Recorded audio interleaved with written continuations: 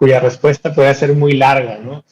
Y creo que antes de enlistar la serie de políticas y de regulaciones propuestas, vigentes, nuevas, no tan nuevas, que inciden en el ejercicio de derechos humanos en el entorno digital, creo que es importante advertir, digamos, que esto que nosotros en R3D llamamos como el entorno digital es un concepto que es cada vez más amplio. Es decir, no es solamente cuando estás enfrente de tu computadora o cuando estás utilizando tu teléfono, sino que de manera creciente nuestra interacción con las tecnologías digitales trasciende esos momentos en los que estamos enfrente de una pantalla.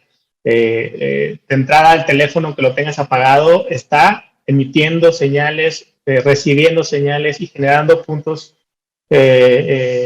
datos, puntos de información sobre las personas usuarias de sus dispositivos, pero de manera creciente además existen computadoras, sensores, cámaras y una serie de dispositivos digitales a nuestro alrededor que hacen prácticamente inescapable y de manera creciente hacen inescapable la influencia que esas tecnologías tienen en el ejercicio de nuestros derechos. Pensemos en las cámaras de vigilancia que hay en muchas ciudades, pensemos en cada vez que hacemos una compra a través de una terminal bancaria, en fin, hay cada vez más interacción con sistemas digitales que recolectan información, que inciden en la manera en la que las personas pueden ejercer sus derechos, ¿no? Y haciendo esta advertencia, digamos, que me parece que es importante, también es importante reconocer también de dónde venimos en México, ¿no? De decir, no es... en México hay una tendencia desde hace ya varios años, sobre todo a partir de la mal llamada guerra contra el narco a partir de 2007, en donde se le ha de alguna manera chantajeado a la población de que para que el Estado le pueda garantizar seguridad es necesario renunciar al ejercicio de diversos derechos, incluyendo el derecho a la privacidad. Y con ese pretexto, desde prácticamente 2008, 2009, ha habido una tendencia por que el Estado mexicano, y esto creo que es algo que no es exclusivo del Estado mexicano, creo que en toda la región latinoamericana y en todo el mundo hay esta presión para que los estados adquieran más capacidades tecnológicas, legales, para, por ejemplo, invadir la privacidad de las personas, para incidir en lo que las personas pueden ver o no en Internet y digamos, en la interacción con esos dispositivos digitales. Y en México ya tenemos la experiencia de cómo ha habido un abuso sistemático de las facultades que se le han dado al Estado para supuestamente resolver problemas de inseguridad y los ha utilizado, por ejemplo, la adquisición de tecnologías muy sofisticadas como el famoso malware Pegasus, entre otros dispositivos y facultades legales de vigilancia para vigilar a personas defensoras de derechos humanos, opositores políticos, periodistas, integrantes de la sociedad civil en general, casos que permanecen en la impunidad. Y hago esta aclaración porque, digamos, muchas de las leyes y las regulaciones y las políticas que han empezado o que han tenido mucha visibilidad en los últimos meses, sobre todo en México, a pesar de que ha sucedido en este nuevo gobierno, en realidad no se diferencian mucho de lo que ha pasado en los últimos años y es parte de un continuo, ¿no? Es una misma tendencia de más facultades, menos supervisión, menos rendición de cuentas sobre esas facultades, más poder, menos rendición de cuentas, y eso es casi una fórmula, digamos, matemática de abuso, ¿no? Si tú le das a alguien mucho poder y le das la oportunidad de utilizar ese poder sin tener que rendir cuentas por él, prácticamente estás garantizando el abuso de esas tecnologías. Y desgraciadamente, a pesar de que hubo un cambio de gobierno hace 2 años, donde se prometía no espiar, en donde se prometió que no iba a haber impunidad, etcétera, la realidad es que hay poco que reportar en términos de avance digamos, de volver a meter el genio a la lámpara, ¿no? De reparar, remediar y evitar, generar garantías de no repetición para que no vuelvan a suceder los abusos que hemos visto en el pasado. La realidad es que, por el contrario, hemos visto en muchos casos su profundización. Por ejemplo, digamos, de entrada, a partir de estos escándalos de vigilancia, ha habido inclusive recomendaciones internacionales que han dicho México y otros países tienen que reformar su legislación para asegurarse de pues sí, de que no hay un abuso en estas tecnologías, ¿no? Entonces, hay reformas como la transparencia, como la supervisión independiente, como el control judicial efectivo, cosas que no han sucedido, por el contrario, se creó una nueva fuerza de seguridad como la Guardia Nacional, se le trasladaron prácticamente de manera idéntica las facultades de vigilancia que tenía la Policía Federal. Se ha reconocido, por ejemplo, recientemente que el Ejército, las Fuerzas Armadas hacen intervención de conversiones privadas de manera ilegal desde hace muchos años. El propio presidente ha aceptado que mantiene sistemas de inteligencia. La Fiscalía General de la República, que transitó de la PGR, que también son las sospechosas de haber abusado del malware Pegasus, se ha documentado que ha adquirido herramientas de vigilancia, que también hay indicios o incluso evidencia de que han sido abusadas, herramientas de geolocalización, herramientas de vigilancia masiva en Internet, que han sido reveladas en investigaciones periodísticas y también por nuestra organización, sin que haya ningún tipo de consecuencia al respecto. Y hay otra serie de prácticas y de regulaciones que voy a mencionar. Está el caso del Padrón Nacional de Usuarios de Telefonía Móvil, recientemente creado, por el cual cualquier persona que quiera ser usuaria de telefonía móvil o que ya lo sea, tendrá que entregar datos biométricos, entre otra información, para poder tener derecho al acceso a la telefonía móvil, sin que haya ningún tipo de, digamos, sin que esa medida sea útil para ningún interés público, por un lado, y por el otro, con un montón de riesgos, no solamente de vulneración de las bases de datos centralizadas que se piensan generar, sino también de acceso abusivo a esta información. En la legislación que se aprobó en la Ley de Telecomunicaciones no se contempla ni siquiera un mecanismo de autorización judicial para que autoridades de seguridad de todos los órdenes de gobierno puedan acceder a esta información. En un país en donde hay una debilidad institucional tan importante y en donde desgraciadamente la línea que divide a la delincuencia organizada del Estado es frecuentemente inexistente, es no solamente inútil para combatir la delincuencia, sino que es probablemente exacerba esos riesgos. Existen otras tendencias también regionales que estamos ya viendo en México también y que empiezan a construir pues toda una infraestructura pues perfecta para la represión, para el autoritarismo, como es por ejemplo la proliferación de sistemas de videovigilancia con software de reconocimiento facial que estamos viendo siendo implementadas sin ningún tipo de legislación, regulación, debate público, por ejemplo en el estado de Coahuila, y que representa una amenaza muy grave para la democracia, ¿no? Pensemos en cómo estas tecnologías pueden tener un impacto, lo que en inglés se dice el chilling effect, un efecto inhibidor en el ejercicio de la libertad de expresión, del derecho a la protesta y en general de tu libertad, cuando estás constantemente siendo monitoreado y se está registrando tu actividad solamente por caminar y por ocupar el espacio público, está siendo registrado, están procesando datos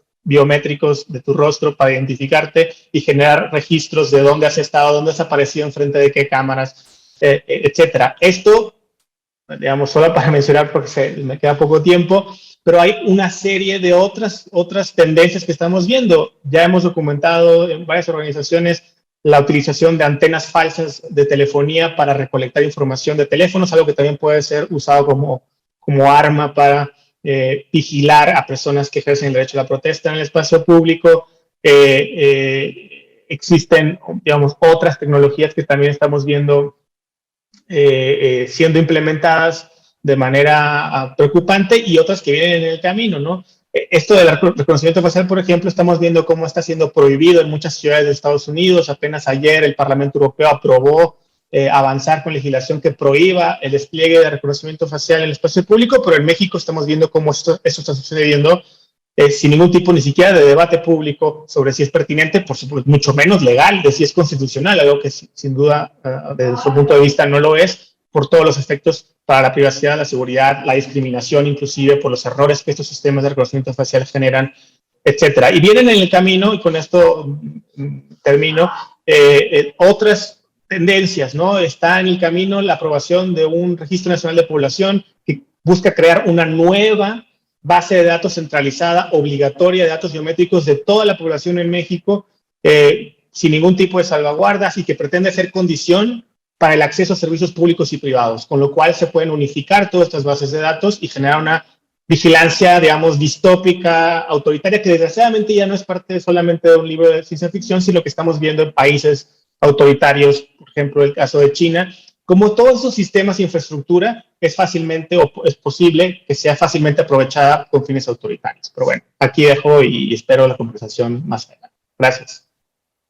Sin duda, Luis Fernando como que tocó y empezó a alborotar como el panal de todos los temas que están sobre la mesa, pues no solo en México, sino a nivel regional y que pues muchas veces como que hemos ido trayendo, diría yo, como a partir de la experiencia, por ejemplo, en Estados Unidos y en Europa, pero de alguna manera como retrasados en cuanto a que allá ya están poniendo algunas limitaciones, regulando de alguna manera, decir, bueno, esto tal vez como lo estaban haciendo hace 2 años, no tiene que ser así, vamos a poner algunos límites, y pues aquí en México como que entre que está pasando por debajo del agua y de repente también o no se habla mucho o como que nada más volteamos a ver lo que se hace en otros países, creo que eso es algo pues que también es preocupante.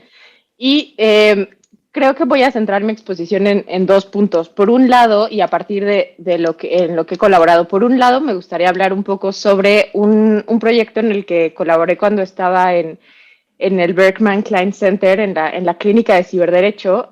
Colaboramos en un proyecto con Access Now sobre persecución de investigadores en seguridad digital a nivel Latinoamérica, y por otro lado también sobre una investigación que realicé, fue supervisada por Martha Minow, la exdecana de la Universidad de la Facultad de Derecho de la Universidad de Harvard, en cuanto a deepfakes de alguna manera no sexuales, que ya sé que pues es más del 95% de los videos que hay, pero de alguna forma qué se está haciendo y qué hay, y también pues mucho en miras de que cuando esto surgió en 2017 pues había mucha discusión alrededor de qué va a pasar en las elecciones de 2020, qué va a pasar, van a surgir 20,000 videos que, en los que de alguna forma se ataque o se promueva a ciertos candidatos, candidatas. Creo que eso también era parte de la discusión. Entonces me voy a centrar un poco en esos 2 temas. Por un lado,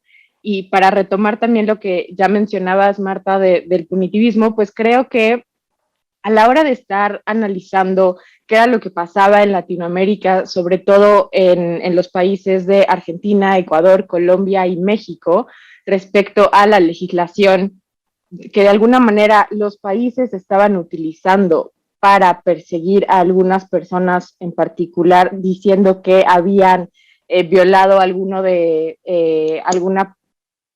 artículo, por ejemplo, de los códigos penales, o habían incurrido en alguna falta administrativa o de carácter civil, pues nos dimos cuenta primero que había demasiados problemas en cuanto a que no terminaban de ser claras las conductas, que era lo que podríamos entender como, por ejemplo, causar algún daño a algún servicio, una persona que estuviera navegando por la web y se encontrara con que algún sistema, generalmente de gobierno, pero pues no estaba limitado a eso, podía no tener los controles de seguridad debidos y por lo tanto haber alguna vulnerabilidad y que ingresara, se diera cuenta, y el mero ingreso ya presentaba pues una violación a estas disposiciones, y podíamos hablar desde penas que iban, no sé, 15 días, creo que en el caso de Argentina, 15 días a 1 año, hasta 3 años, por ejemplo, en el caso de Ecuador.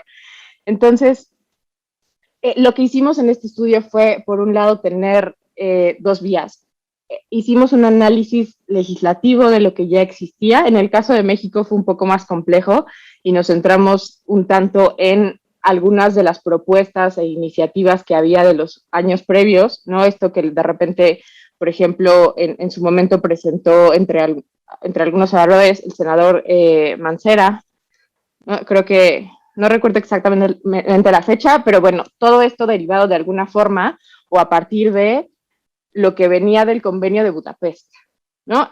Por ejemplo, en el caso de Colombia, se presentó en 2019 la ley de delitos informáticos y a partir de ahí teníamos distintas disposiciones que simplemente, les digo, penaban el acceso indebido o el acceso no autorizado a algún servidor y ni siquiera había necesidad de demostrar que se había causado un daño o que los datos se habían descargado, que se había lucrado con esa información. Simplemente el mero acceso podía ser punible. Y en la región, pues sabemos que no es limitado a estos 4 países, pero por ejemplo también nos dimos cuenta, obviamente no nos dio tiempo ni por espacio ni por agenda, de incluir, por ejemplo, la situación en Brasil, que también tus colegas de Brasil, Rafaela y Paulo, pues nos ayudaron muchísimo con esa parte. En Paraguay también. Creo que lo que aterrizamos al final fue que estaba algo mal con la legislación. Tuvimos incluso también algunas reuniones con distintas asociaciones civiles de la región para verificar que lo que estábamos encontrando, por un lado, iba por un buen camino, por otro, que lo estábamos interpretando de manera correcta y también para saber si había algunos casos más allá de lo que encontrábamos ya en medios de comunicación. Y bueno, creo que hay yo diría 3 casos por lo menos en la región que han sido pues paradigmáticos y continúan abiertos, ¿no? O continúan ahí como parte de la discusión. El primero sería el caso de Ola Vini, un investigador sueco en Ecuador. Para quienes no sepan, pues en 2019, me parece que fue abril, las autoridades de Ecuador lo interceptaron ya llegando al aeropuerto sin una orden de aprehensión, pensaban que era ruso, le imputaban ciertas conductas y al final resulta que dijeron, no, mejor lo que hizo, quizás es más fácil encuadrarlo en porque es más fácil cumplir o que se actualice el supuesto, porque tal vez no estamos tan claros que haya habido un daño, pero sí posiblemente se tuvo acceso a algún sistema y el caso continúa abierto. Me parece que la siguiente semana o principios de la que le sigue habrá una audiencia y bueno, ha sido pues un caso bastante complicado y que pues ha tenido bastantes fallas del debido proceso, yo considero.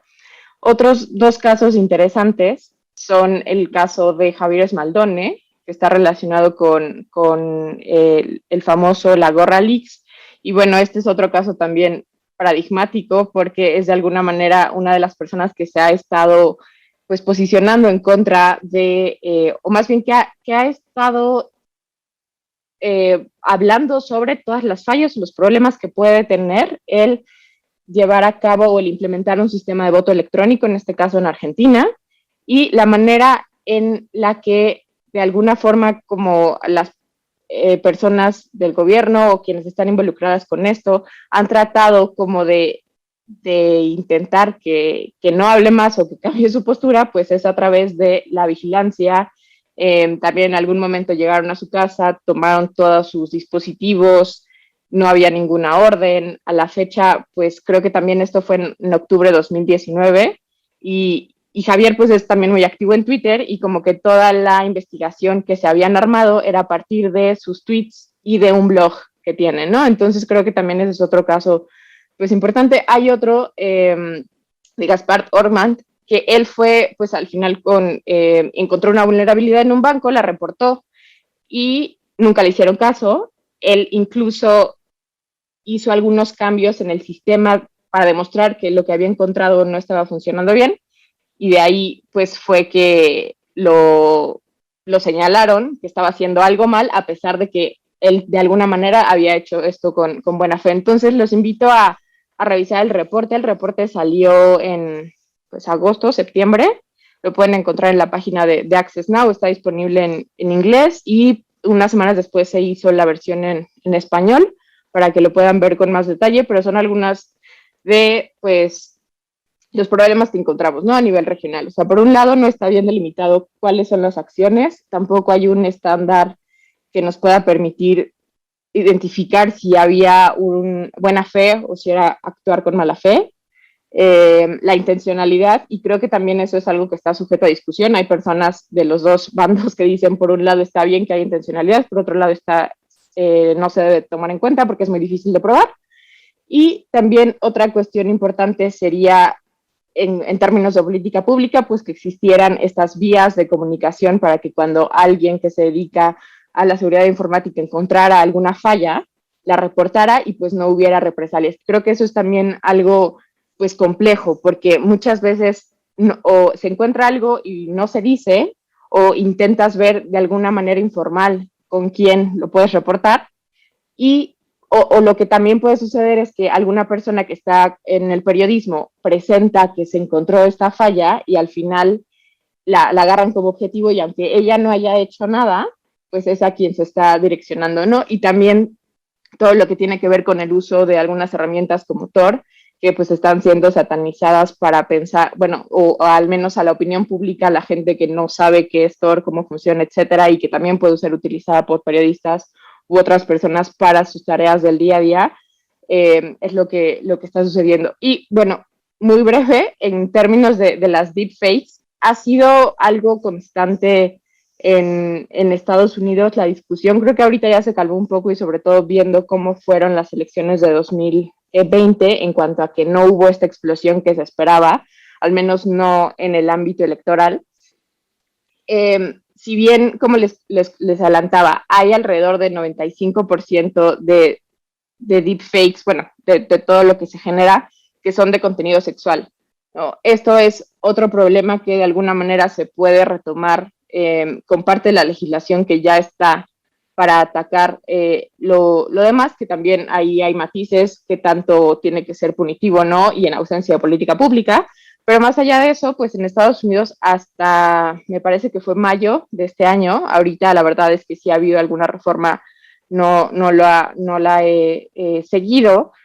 En los estados de California, Texas, Maryland y Massachusetts ya hay legislación estatal que de alguna forma intenta pues sancionar este tipo de creación de deepfakes, que bueno, llevo hablando de esto y no lo he definido. De alguna manera pueden ser imágenes, audios o videos que han sido manipulados de alguna manera para hacer creer a la persona que los percibe, que los escucha, que son reales, aunque utilizando alguna tecnología, sin importar si es inteligencia artificial o no, se hayan manipulado. Entonces, en el caso de California, Texas y Maryland, estas leyes están centradas en temas electorales, en sus códigos ya sea electorales o en las leyes, en el caso de Maryland.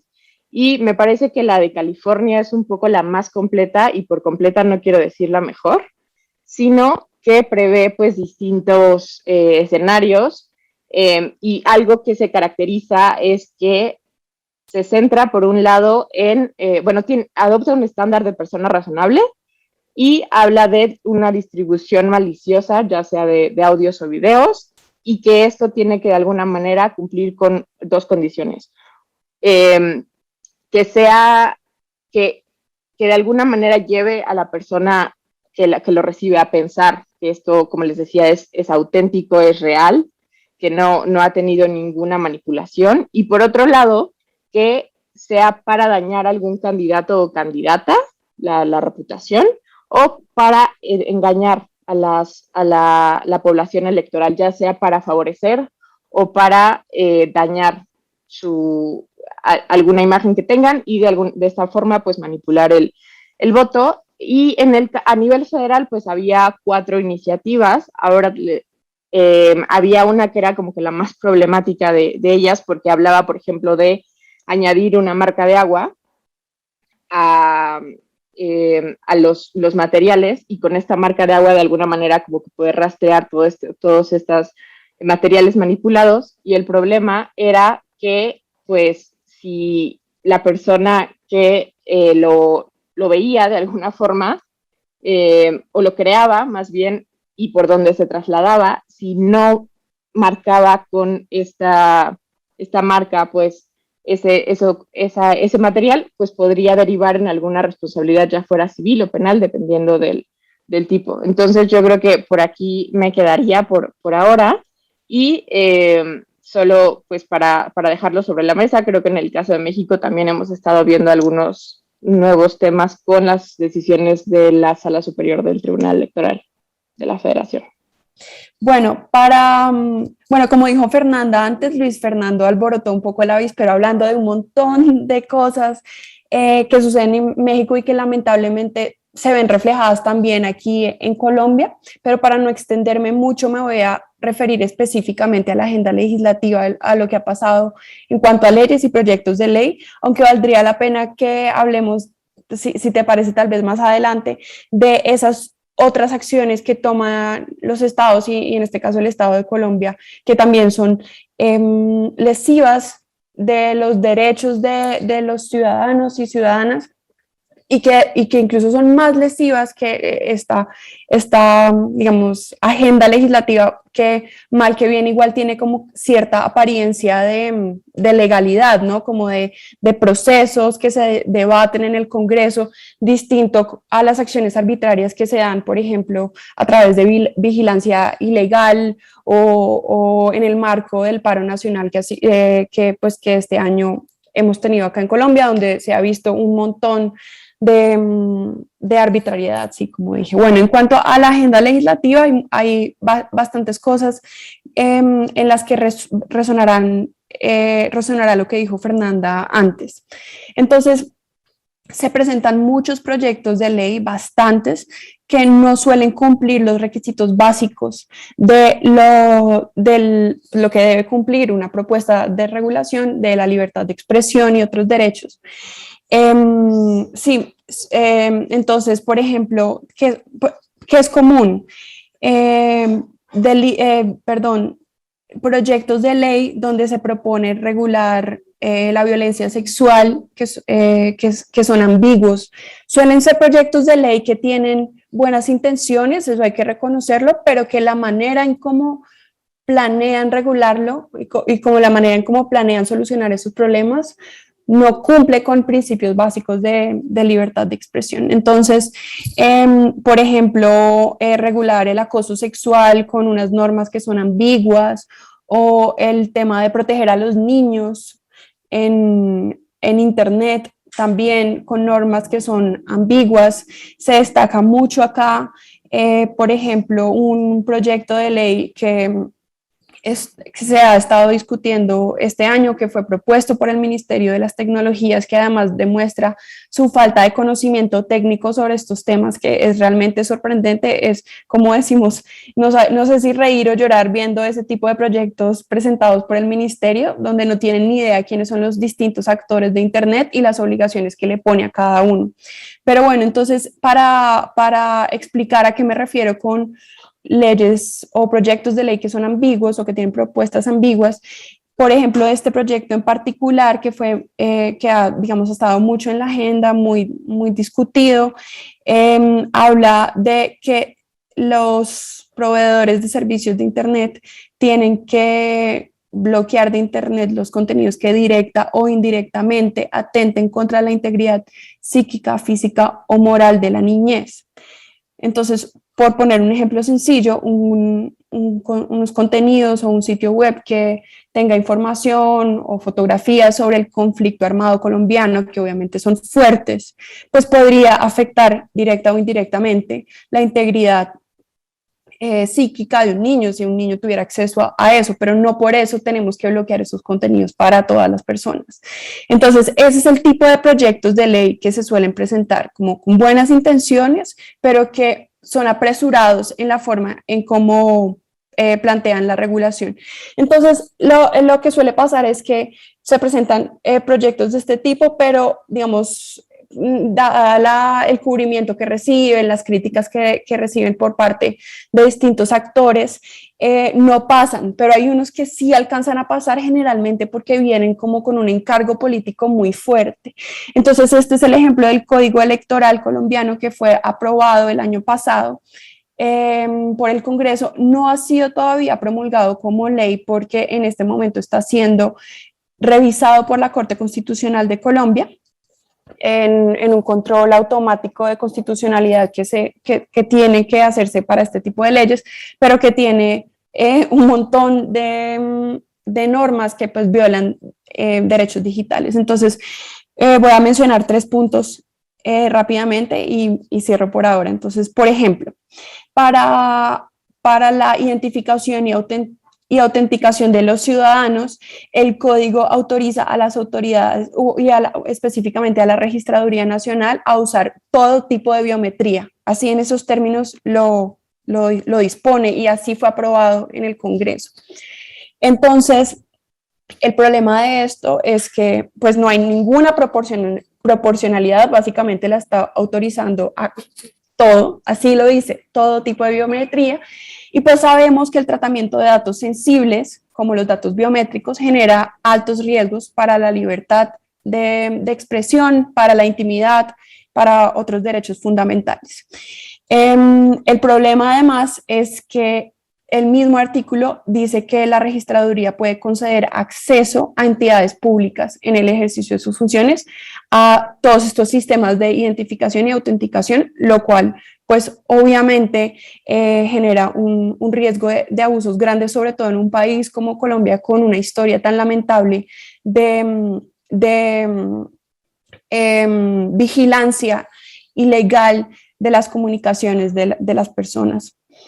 Bueno, ese es un tema, el de la biometría. Otro es similar a lo que dije antes, hay una parte del código que está centrada en evitar la violencia contra las mujeres que están en política. De nuevo, es una intención, es un propósito loable, pero crea digamos, la manera en cómo quiere proteger a las mujeres es con normas que tienen unas expresiones que son muy amplias. Entonces, por ejemplo, prohíbe todas las expresiones que denigren a las mujeres que están en política.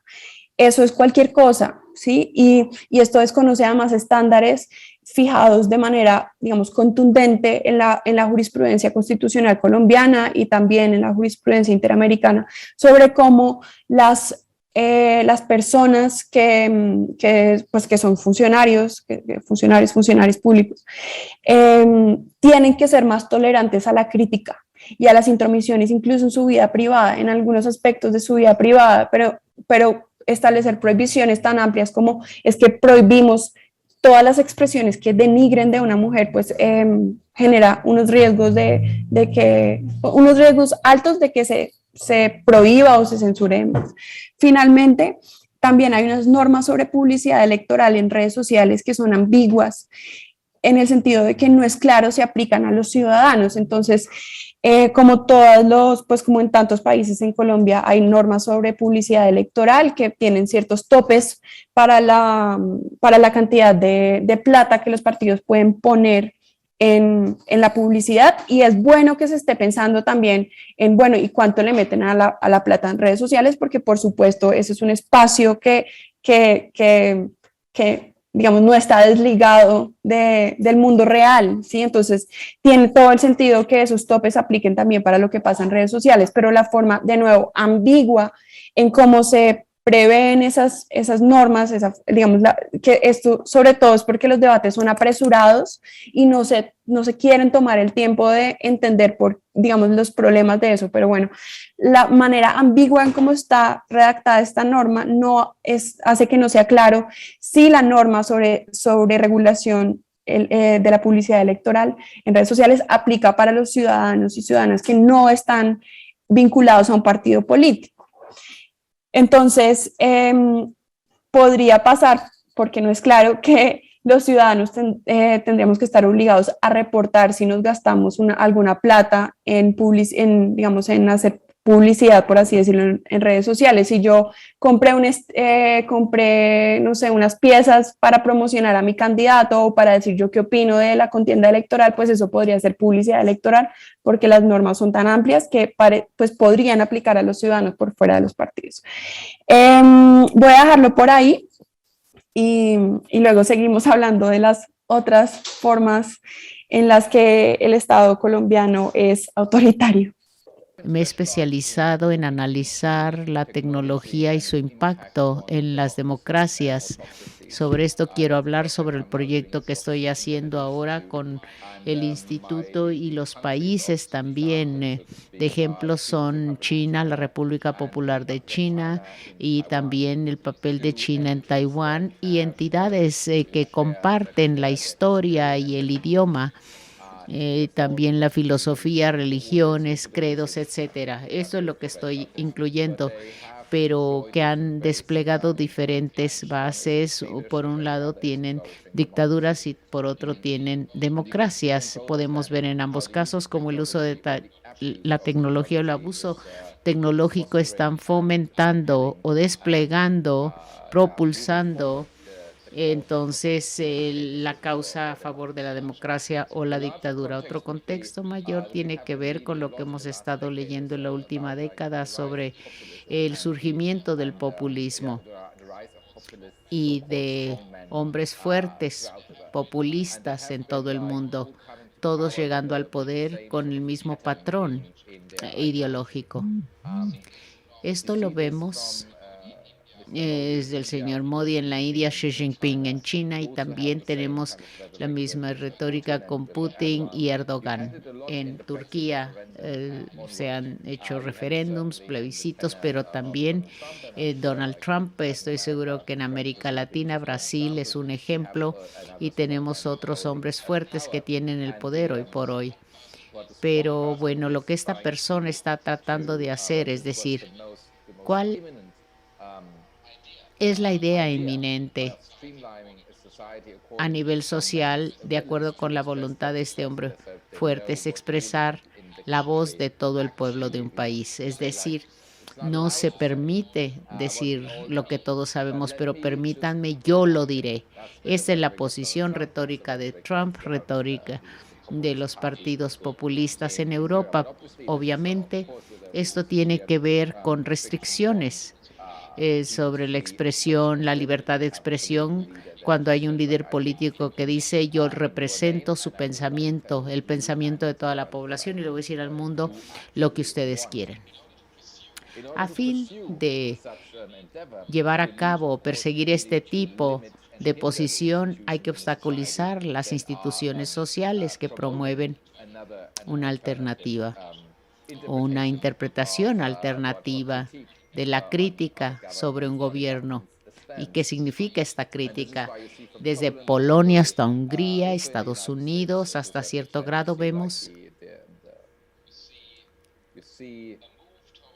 un avance hacia limitar la libertad de expresión y la libertad de prensa, también muchas libertades, también la prohibición de libertades culturales como del cine, por ejemplo. Todo es parte de este panorama. Disculpen, estoy aquí tratando de leer mi pantalla. Creo que voy a apagar esto de acá. Sí, disculpen. Si tenemos una visión clara, analicemos a China. ¿Qué está sucediendo allá? No tenemos una forma aislada de obstaculizar la libertad de expresión, sino que se trata de un todo para eventualmente controlar todas las expresiones sociales del pensamiento, incluso en el siguiente paso, con la ayuda de la tecnología, entonces poder navegar hacia lo que queremos que el pueblo esté haciendo. Las ideas utópicas, por ejemplo, de Orwell, todo lo que hemos estado leyendo en la escuela o posteriormente, que nos dan escalofríos. Bueno, todo esto está siendo posible con la ayuda de la tecnología hoy por hoy. En China tenemos, por ejemplo, esto a varios niveles. Vigilancia, por un lado, en las calles. 9 de 10 ciudades en el mundo tenemos estas cámaras, y tenemos este número de cámaras innumerables en China para la vigilancia, y también muchísimo más que en Washington, D.C. Eso se sabe. Y la única ciudad en la lista de 10 es Londres. Me acuerdo que a unos 20 años, hace unos 20 años. Entonces Londres discutió todo esto, este sistema de vigilancia. Hubo un enorme debate público de personas que hablaban también de un tipo de dictadura, pero bueno, son métodos masivos de vigilancia. Estas cámaras son una cosa. La otra cuestión es también datos biométricos. La recolección de datos biométricos que hace China de manera muy perturbadora. En la parte noroeste del país, por ejemplo, China tiene más de 1 millón de personas. Ahí los tiene con base en su credo, su religión y etnicidad. Son como campos de concentración. Y vemos la similitud con datos históricos y también lo que está pasando en China. Algunos piensan que es un avance a un estado fascista, pero se están utilizando todas las posibilidades tecnológicas. Eso que ni qué. Tenemos datos biométricos, tenemos la vigilancia por cámaras y también, obviamente, el Partido Comunista Chino y también hay un sistema de calificación social y esto entonces califica a todo un pueblo sobre cómo se comporta el pueblo y qué hace este pueblo. Para ganar o perder puntos en este sistema de calificación social, bueno, uno tiene que decir cosas en los medios sociales que no le gusta al Partido Comunista, no le gustan estas cosas. Puedes empezar con 1000 puntos y de pronto tienes 600 puntos porque dijiste algo públicamente en los medios que no le gustó al Partido Comunista o a la dirigencia china. Esto obviamente implica una serie de limitaciones. Te quitan, te dan puntos. Si empiezas con 1000, puedes terminar con mucho menos. Por lo tanto, es una distopía, ¿verdad? Es algo distópico. China está desplegando estas tecnologías y el sector tecnológico chino está trabajando en estas tecnologías para finalmente exportar esto a dictaduras como en Zimbabue, por ejemplo, y podemos ver por otro lado que hay una confrontación con los dictadores y autoritarios de nuestros tiempos, hablando desde un punto de vista democrático. La tecnología entonces se está utilizando y abusando también por parte de dictadoras. Y vemos entonces Taiwán, que está sucediendo, una pequeña democracia, quizá lo más liberal en Asia en este momento. Y entonces podemos ver lo que está sucediendo allí.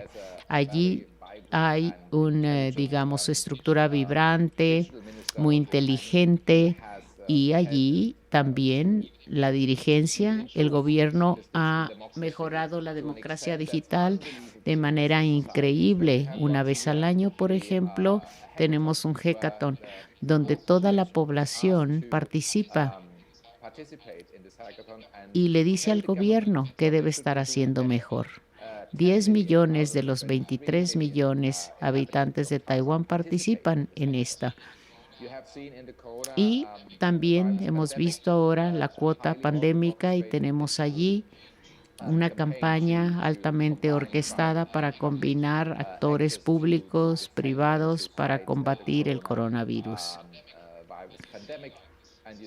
Y vemos también cómo la sociedad taiwanesa tiene muchísimas voces que se expresan de manera libre, sin obstáculo alguno, mientras que si se trata de expresar la opinión en China continental por medio de Internet, quizá 1, 2, 3 minutos se podrá hacer, pero obviamente permiten que se exprese unos minutos para que se diga que hay crítica, pero no pasa de ahí. Esto tiene un efecto muy importante. Por ejemplo, podemos ver que esto está en la pantalla del radar de las autoridades chinas. Esto tiene que ver con también lo que está pasando en Corea o sobre comentarios que se han hecho. Las autoridades del Partido Comunista no estuvieron de acuerdo. Entonces, lo podemos ver en la cultura, en la música. Músicos que hacen crítica y entonces, obviamente, se ven pisoteados porque los quieren acallar, porque a veces llegan a tal popularidad en China que ni siquiera el gobierno chino puede acallarlos, al menos por ahora. Tenemos diferentes historias y metodologías que se usan para mejorar a las democracias, pero también se usan en autocracias y dictaduras.